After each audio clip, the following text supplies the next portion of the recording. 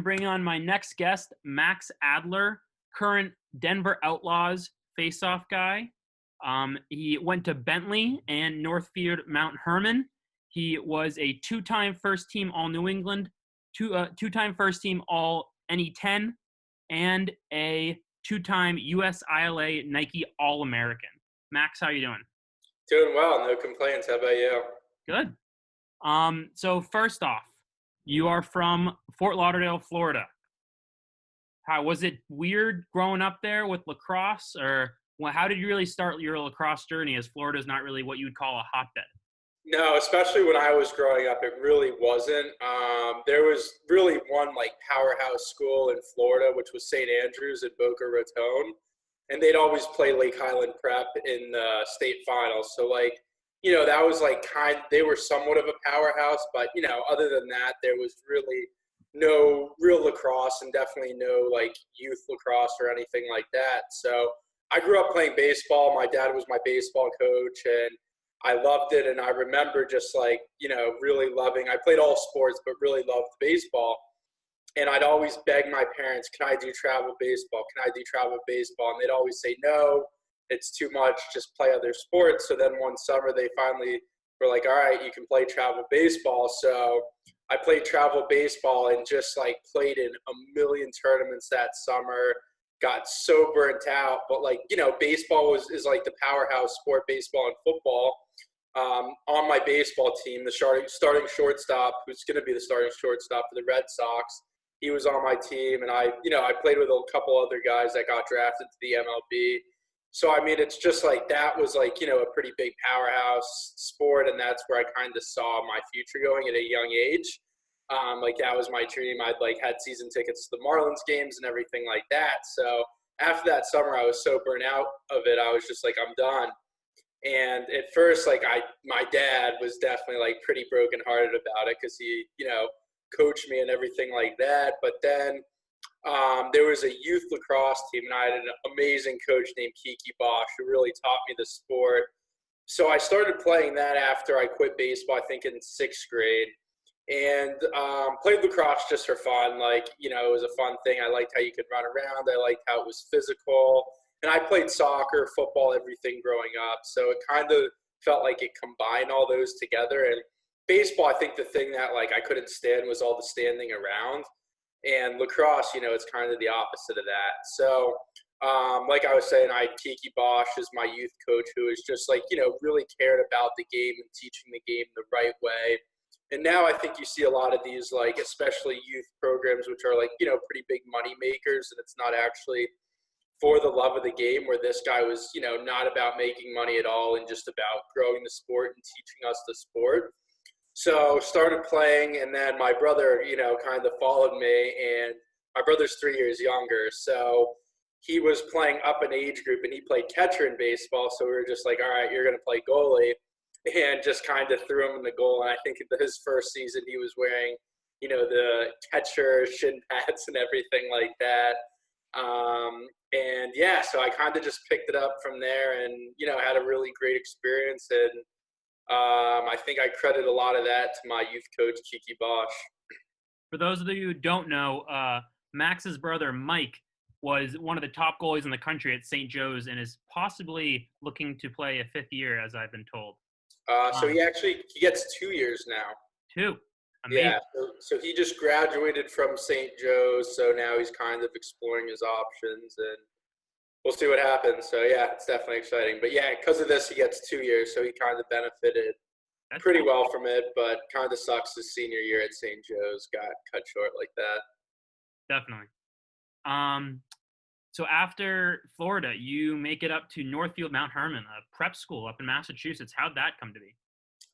So I was didn't really love the high schools in Florida. I had a bunch of really good friends, but just kind of wanted to look at something different. And one of my dad's family friends, he actually went to Northfield Mount Herman, but suggested, do you know what iSlide is, the sandal company? I do, yes. One of my football teammates works for them. So the guy that founded it, the owner of it, is one of my really good family friends, and he went to Northfield Mount Herman. So he kind of just said, he knew me and I'm really close with him. And he was just like, I think it'd be like a great opportunity for you. So he's like, you should just look at all the schools. So my dad and I went up and we looked at all the prep schools and, decided on Northfield, Mount Herman, just to try for a year. I liked, it being all about sports and like the independence and everything like that. And when I got there, it was the first couple, month or two was definitely a tough transition going from, Fort Lauderdale, Florida to in the middle of nowhere, Massachusetts, where it's freezing cold. So it was definitely a tough transition, but really happy I did it. I mean, nothing could have prepared me better academically and athletically for college than Northfield Mount Herman did. But when I got to Northfield Mount Herman, in the fall I played on the JV football team, and the coach for the JV football team was also the head wrestling coach. And he's like, I love the way you tackle. You should come out for wrestling.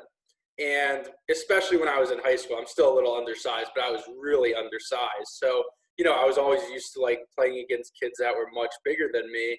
But in wrestling, it's weight classes, and it's like, who's more aggressive, who wants to win more. And I absolutely love that. And I'm like, I'm competing against, everyone my same size. This is awesome. So when I started wrestling, that in high school was my main sport. That's what I loved. Everything else took a back seat. And I really fell in love with the sport and still love it. But, no lacrosse recruiting camps or anything like that. I wrestled the entire summer. And yeah, that's what I love to do. And that's what, kind of I did. And, I only played 3 years. I didn't even play my junior year of high school lacrosse. So, yeah, really focused on wrestling. So definitely a different type of recruiting than everyone else. Did you not play junior year to take more time for wrestling? Or No, I got too many concussions, so I couldn't play. I got a concussion in wrestling, so I just couldn't play lacrosse. Mm-hmm.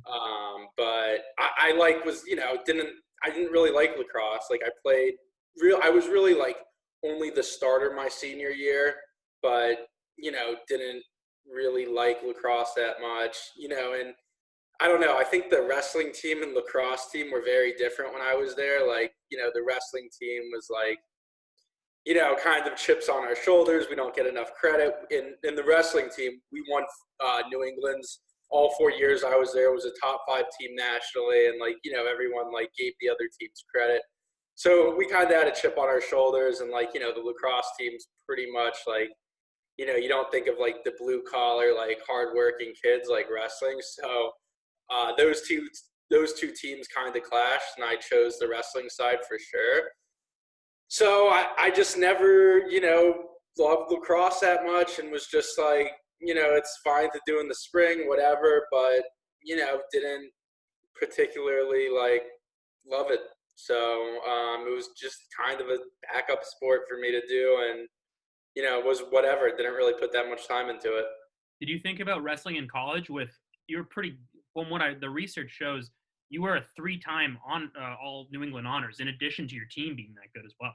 Yeah, so I think when I graduated, I was the only senior, not only not to wrestle in college, but not to wrestle Division I in college. And I definitely had some interest to wrestle in college, but because of concussions, I couldn't wrestle anymore. It was just like, too much like headbutting and everything like that. So I was definitely super bummed about that, because I didn't start wrestling till my freshman year, and like my trajectory was great in terms of like just being naturally good at the sport and just really picking things up. And I had, I think the best coach I ever had in wrestling, who was just in Rob Bouye, who was just the best coach, most intense, just great technician and everything, just an unbelievable coach. Someone, you really wanted to battle for. So, I mean, that was just like, that was what I loved to do. But unfortunately, like I couldn't do it anymore because of concussions. So I was like going into college kind of like crap. I like have always played sports my whole life.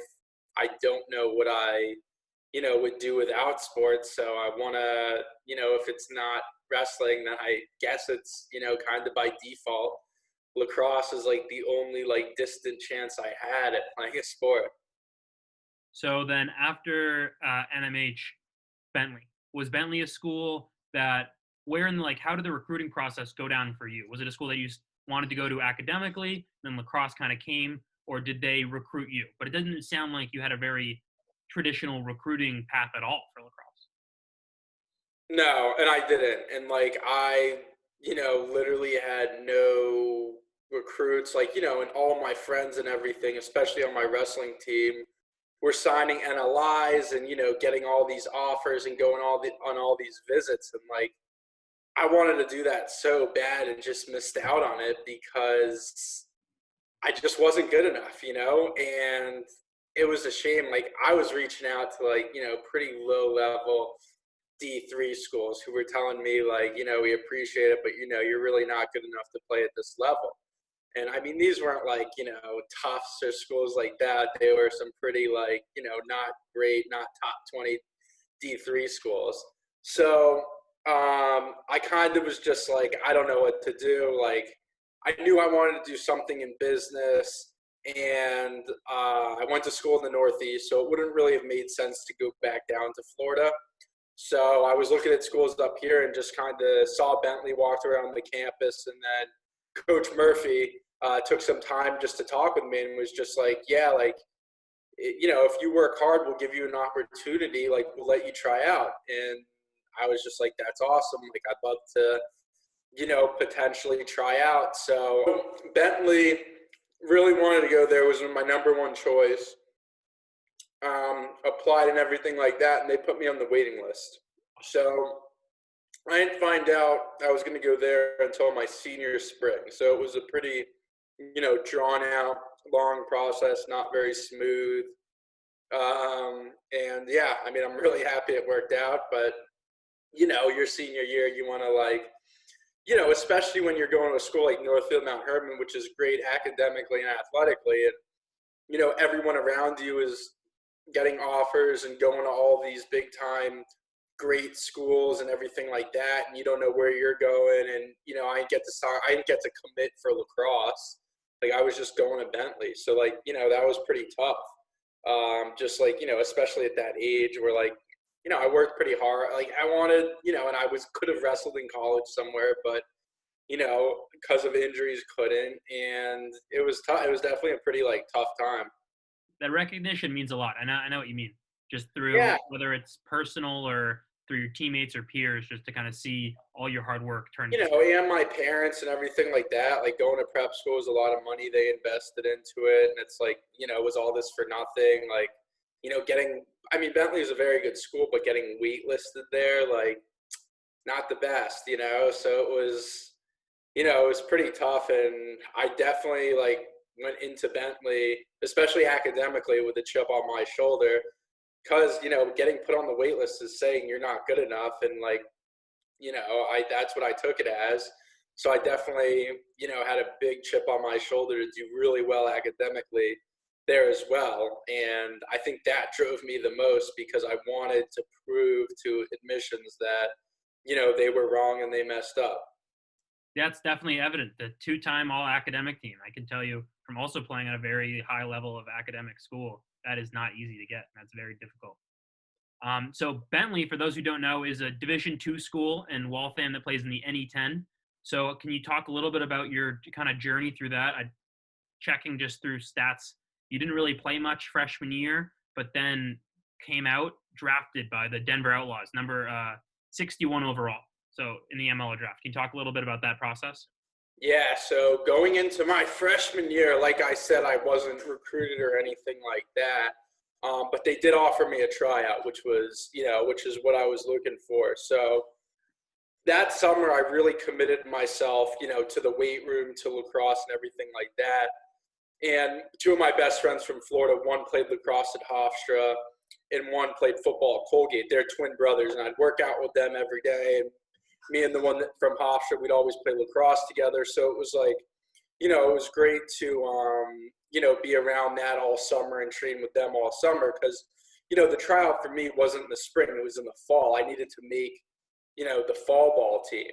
So I remember, like, going to Bentley, and everyone, like, even though it's Bentley, they're still, all conference, all Americans, everything like that. And I, like, started 1 year on my high school team and, was pretty mediocre. And I was like, this is going to be a serious uphill battle. But, the work ethic I learned from wrestling, I mean, my hardest lacrosse practice was much easier than my easiest wrestling practice. Mm-hmm. I mean, I didn't have to cut weight. I didn't have to worry about any of that stuff. And I was like, pretty in shape and everything like that, and very aggressive. And so they pretty much, my freshman year, they kept me in the fall. They said, you're probably not going to play.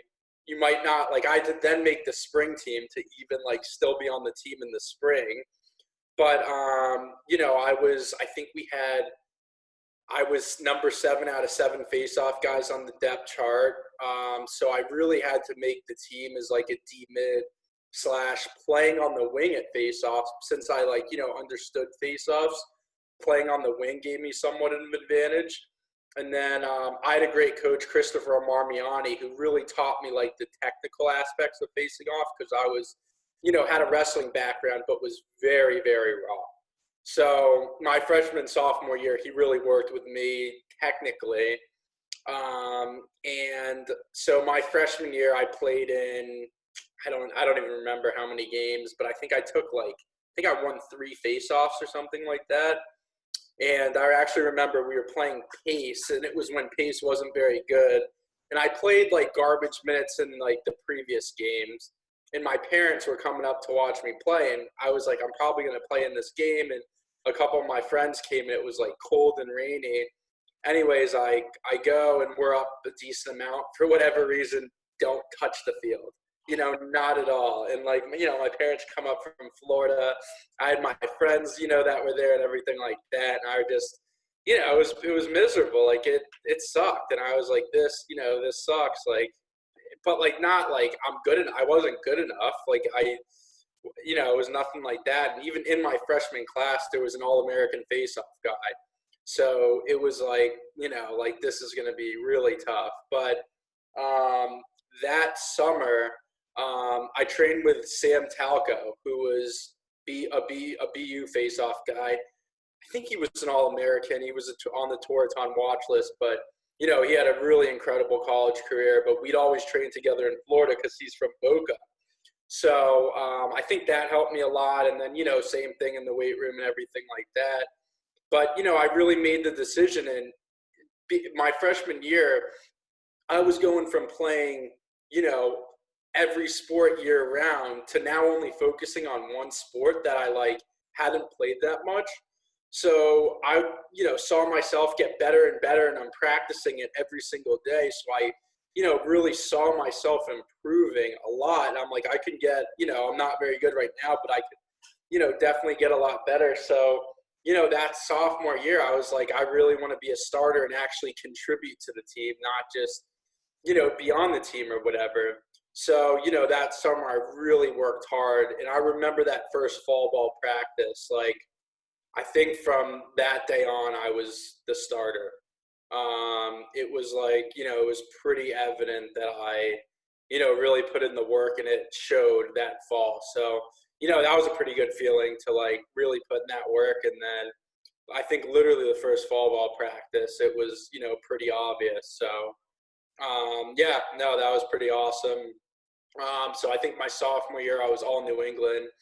And then I was like, I'd love to be an All-American and, an academic All-American, because Bentley put me on the wait list and said I wasn't good enough, to come here and everything like that. So junior year, I was a 3rd-team All-American. And then senior year, I was a 2nd-team All-American. So, it was great. Being an All-American's cool, but, Not bad. No, I mean, it sounds a lot cooler than it is. My team, I mean, what I think of most is my senior year, we didn't make the NE10 playoffs. And, I was one of the captains and everything like that. And, getting All-American's fine, but who really cares? It's, what is it? You get a plaque. My parents are excited. Everyone says congrats, but I would have done anything to make the playoffs and play one more game, with those guys. And it sucked, not and being one of the captains and my freshman class, we were a really strong freshman class. So, you know, the way my senior year ended, I'd love to say, like, you know, it was great. I got All-American, but, like, you know, it sucked. And, like, I took personal responsibility for us not making, you know, I was one of the captains. If you're a captain, like, you have responsibility for that team. And, like, you know, it's partially my fault that we didn't make those playoffs. So I don't know, that, you know, that really sucked. And, like, I had a sour taste in my mouth from that.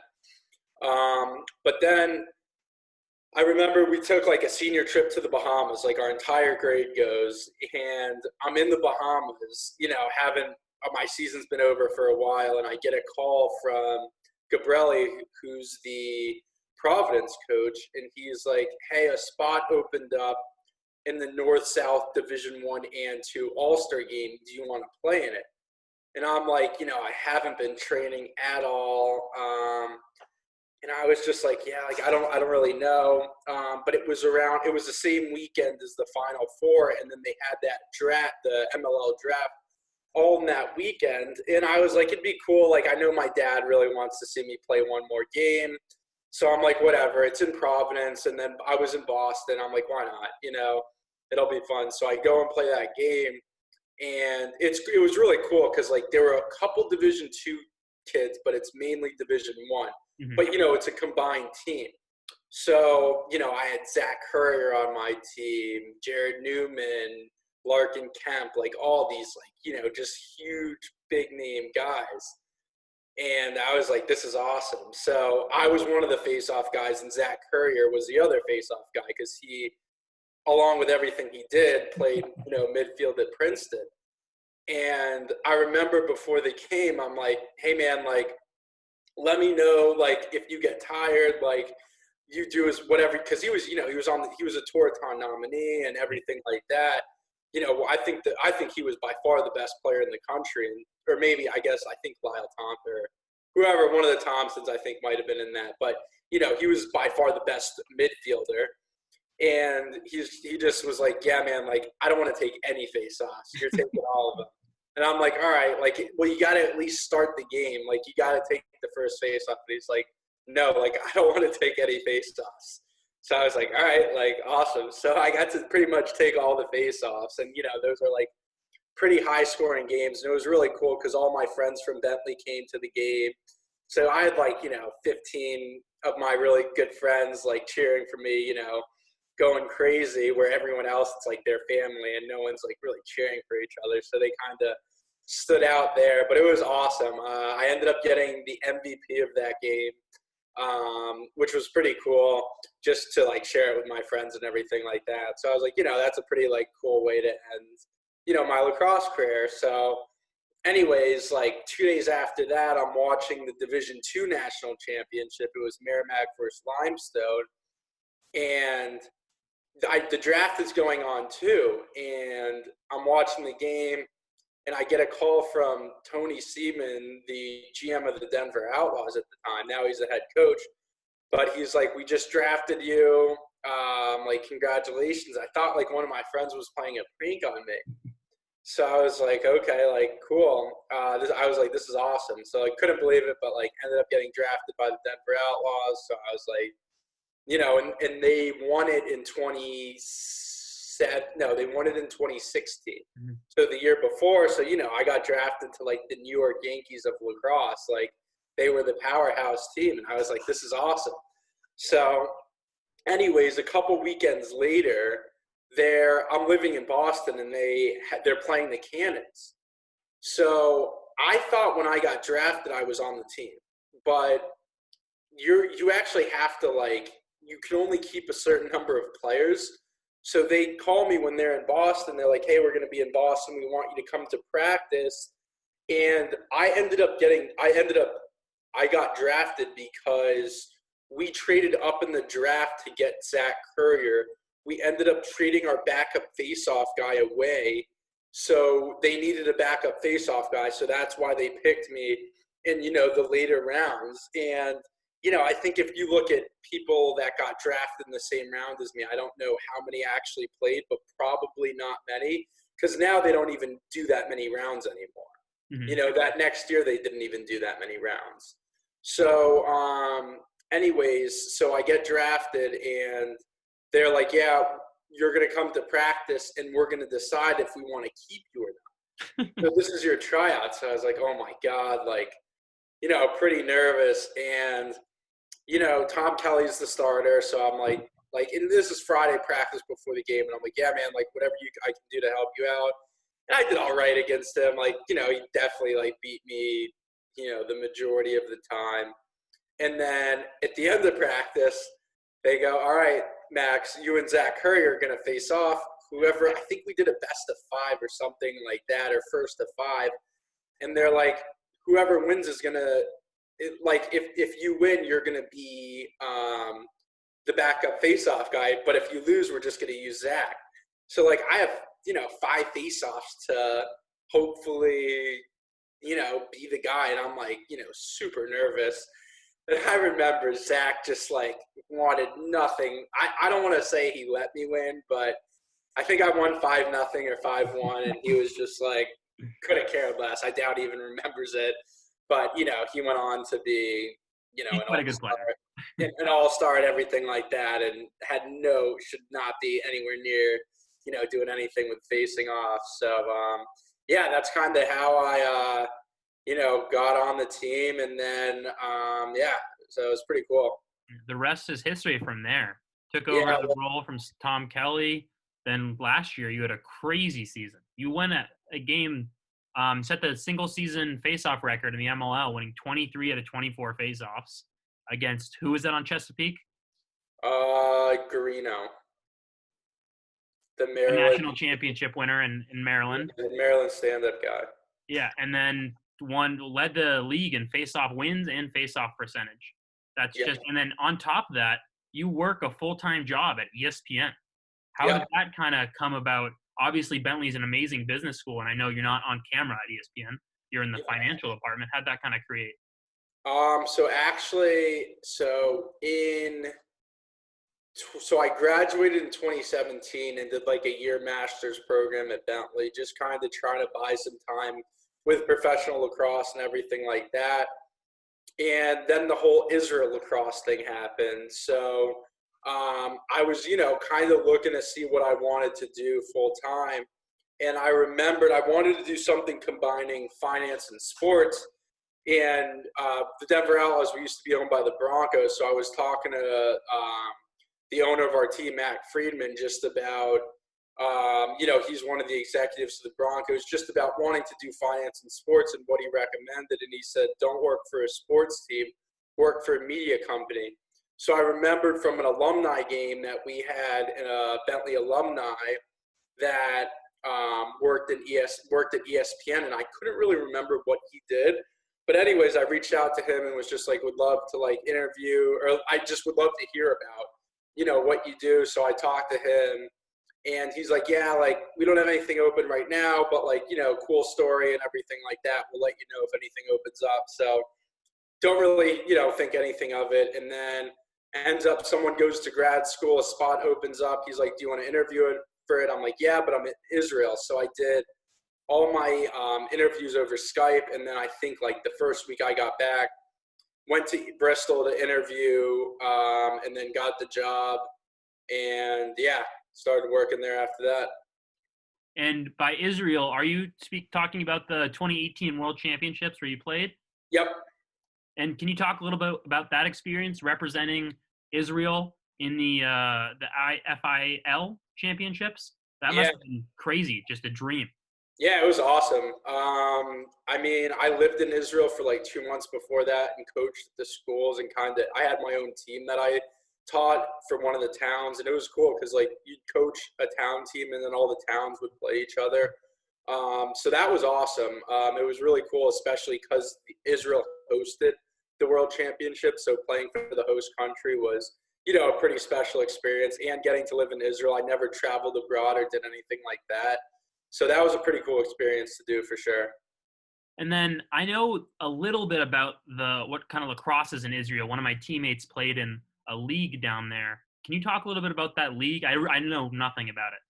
So I never played in it. It's called the IPLL, Israel Premier Lacrosse League, and it happens during the summer. And I think the way it works is you get to like live in Israel and, you know, play for this summer. Like they have a pretty competitive summer league there.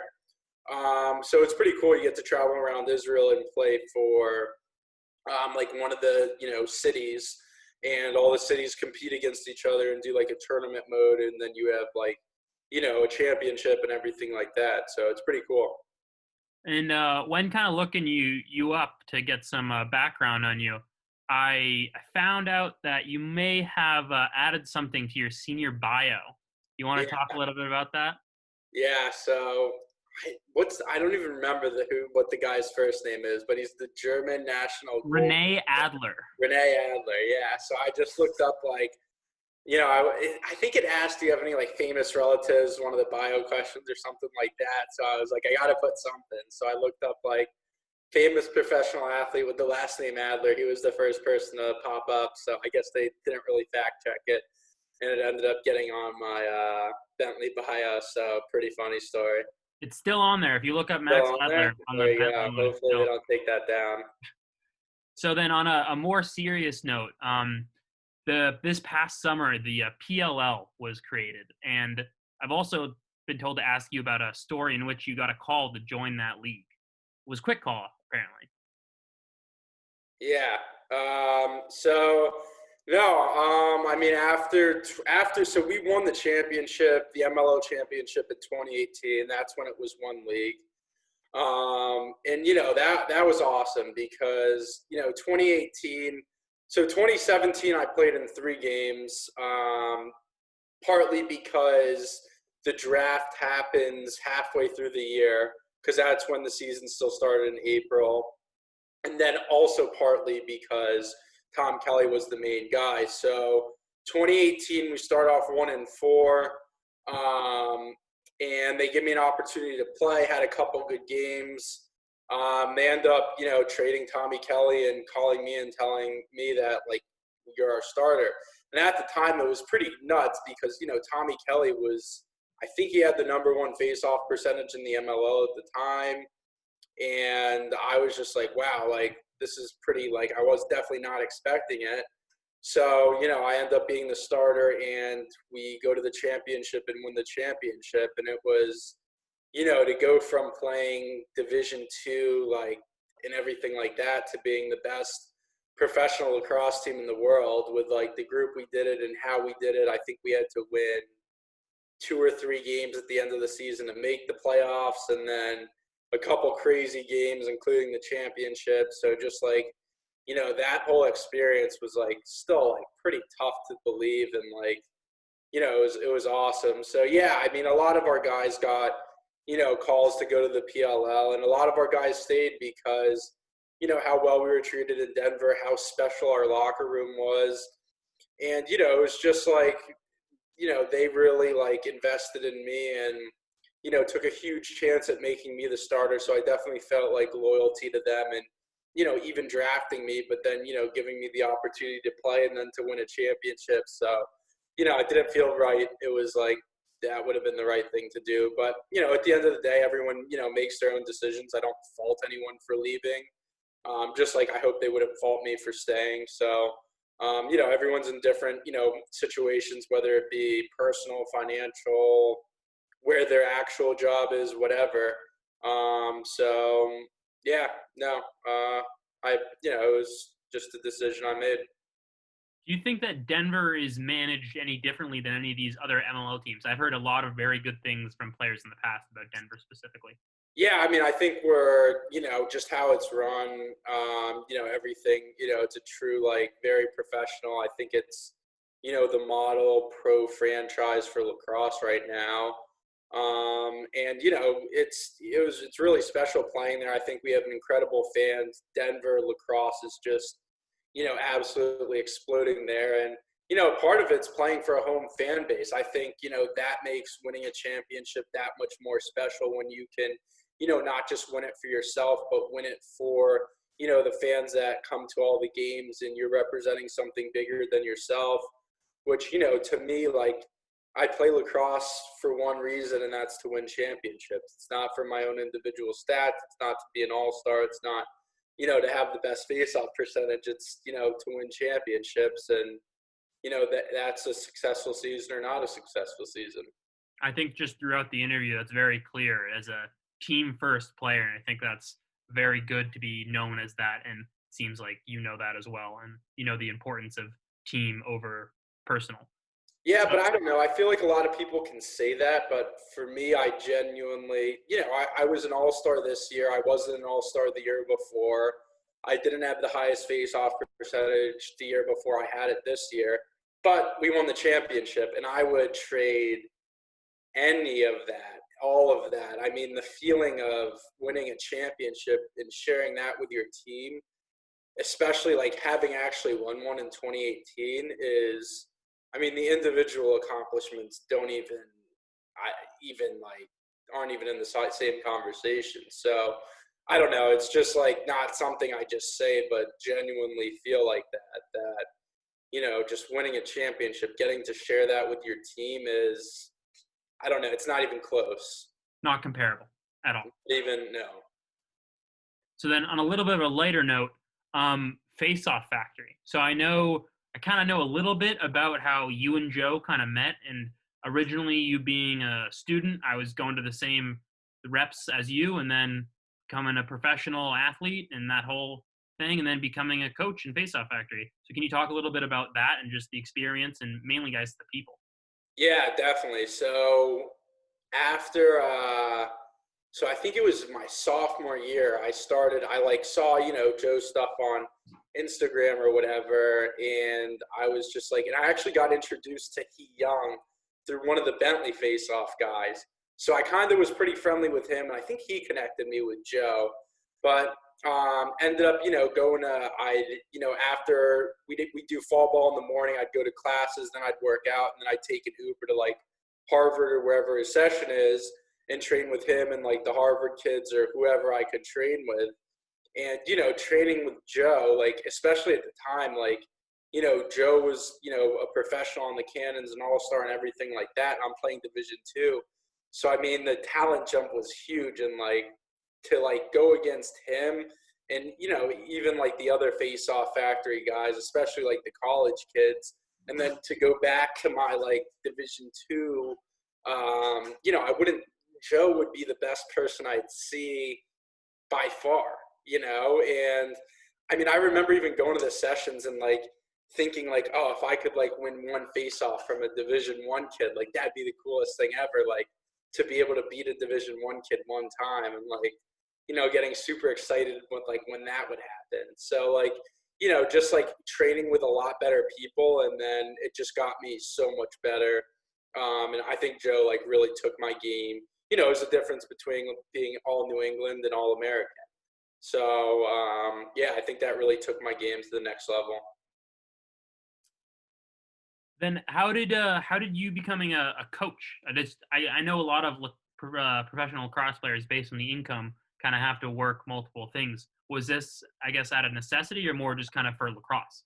Yeah, so I mean, I started coaching with Joe. Joe and I would like do sessions together. So I'd kind of like see how he did it and kind of be an assistant to him. And then I started like doing some of my own stuff when I lived in Boston. And then when I moved to Connecticut for my job at ESPN, I started up my own, Faceoff Factory sessions, with Noah Rack. And it was like, I do it definitely not for the money at all, but purely because I know the impact like Joe had on me. And if I could have that impact on one of the other kids, and seeing those kids get better every single session and everything like that, it's pretty special. So, that's kind of like, why I do it. And I really enjoy like seeing these kids get better and the impact I have on them and everything like that. So, I definitely mainly do it for fun and just to kind of grow the game. Grow the game, give back as much as I possibly can. And I try to do like as much stuff around Connecticut as I can. Anything like for the youth lacrosse or something like that I can do, I try to do. So absolutely, That's awesome to hear. And then I guess in closing, something I do with everyone that I've had on the show is kind of pick out one or two stories or experiences that you've had in lacrosse that will just always stick with you. Is there any one or two that stick out? I guess the first one's kind of funny that I'll talk about. When I first started playing lacrosse, my brother was playing goalie because he played catcher. So I remember, and the great coach I had, I remember he let a shot in, and I yelled at him because I thought he should have saved it. And my coach stopped practice, made me put on the goalie pads, jump in goal, and let my brother shoot on me. In the first shot, I think he was, in like fourth or third grade, shot, and it hit off like the inside of my knee. And so it wasn't that hard, but it's still like a lacrosse ball, and it hurt so bad. And since that time, I've never said a word to a goalie for missing a shot. I don't care if they get scored on from half field. I just don't care because I'm not playing goalie under any circumstance. So I can't do it better myself, so I have no room to talk. So that's definitely like one story that's really stuck with me, and I've never even thought about, saying anything to a goalie. And then the other one would be definitely winning the championship in 2018. And, I think that's like the last true professional lacrosse championship, because that's when it was all one league. Now it's two leagues. Now you have, like who's actually the champion, I don't know. So to win it when it was one league was pretty cool. And just, the group we did it with was like, not a lot of big name guys. Everyone, not doing it for themselves or doing it for their social media, but really doing it for each other and doing it for the Denver Outlaws. And just, the celebration of getting to go to a Broncos game, getting our rings and everything like that was, extremely special and something that I'll definitely not forget. And, I look back on that all the time, just, how amazing of an experience that was. And yeah, I definitely that was, that's definitely the highlight of my life. I don't know how it would get any better than that. That was really special. So I definitely would say those two are, my two main lacrosse memories. Awesome. It's been a pleasure having you on, Max. Is there anywhere people can follow you, or any things you want to plug on Instagram or social media? Yeah, you can follow me on Instagram, maxman9. Respond to pretty much all my DMs and happy to answer any questions or anything like that.